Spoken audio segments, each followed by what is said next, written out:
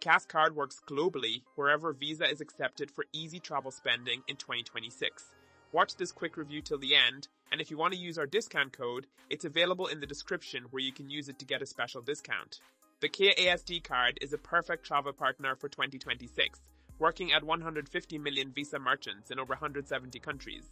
It instantly converts stablecoins to local currency, allowing you to spend effortlessly without traditional exchange fees.